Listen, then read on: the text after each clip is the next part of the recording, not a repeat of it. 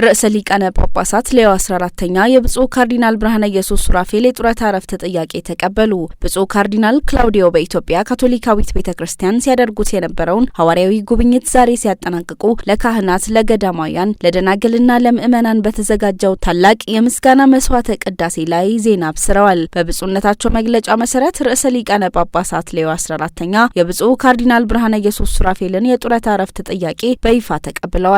ከዚሁ ጋር ተያይዞም የአዲስ አበባ ረዳት ጳጳስ የነበሩትን ብፁዕ አቡነ ተስፋ ስላሴን የአዲስ አበባ ሊቀ ጳጳስ አድርገው መሾማቸውን አስታውቀዋል።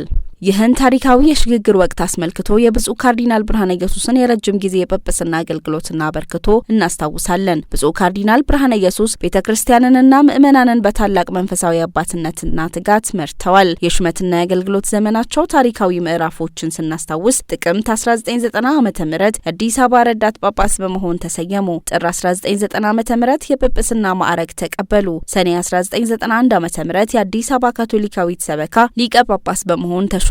የካቲት 2007 ዓ.ም በዓለም አቀፏ ቤተክርስቲያን ያላቸውን የላቀ ሐዋርያዊ አገልግሎት በመገንዘብ በርዕሰ ሊቃነ ጳጳሳት ፍራንቺስኮስ ወደ ካርዲናልነት ማዕረግ ከፋሉ። በጵጵስና ዘመናቸው ካርዲናል ብርሃነ ኢየሱስ በሀገር ውስጥም ሆነ በዓለም አቀፍ መድረክ ከፍተኛ የአመራር ሚናዎችን ተወጥተዋል። የኢትዮጵያ ካቶሊካዊት ቤተክርስቲያን ጳጳሳት ጉባኤ ፕሬዝዳንት በመሆን ቤተክርስቲያኗን በጥበብ መርተዋል። የምስራቅ አፍሪካ የካቶሊክ ጳጳሳት ጉባኤዎች ማህበር አሚሲያ ሊቀመንበር በመሆን ቀጠናዊ የቤተክርስቲያን ትስስርን አጠናክረዋል። የምስራቅ አፍሪካ ካቶሊክ ዩኒቨርሲቲ ቻንስለር በመሆን በከፍተኛ ትምህርት ዘርፍ አገልግለዋል። ካርዲናል ብርሃነ ኢየሱስ ለኢትዮጵያ ካቶሊካዊት ቤተክርስቲያን መንፈሳዊ፣ የትምህርት፣ የጤናና የማህበራዊ ልማት ማስፋፊያ ተቋማት መበራከት ያበረከቱት አስተዋጽኦ እጅግ የላቀ ነው። በመላው ሀገሪቱ ሰላም፣ ፍትህና እርቅ እንዲሰፍን የነበራቸው ሚና ከፍተኛ ነበር። የኢትዮጵያ ብሔራዊ የእርቅ ኮሚሽን ሰብሳቢ በመሆን ሀገራዊ የሰላም ግንባታ ኃላፊነታቸውን በታላቅ ጽናት ተወጥተዋል። ድምጽ ለሌላቸው ድምጽ በመሆን የድሆች አባትነታቸውን አስመስክረዋል። የምስራቃዊ ስርዓት አምልኮና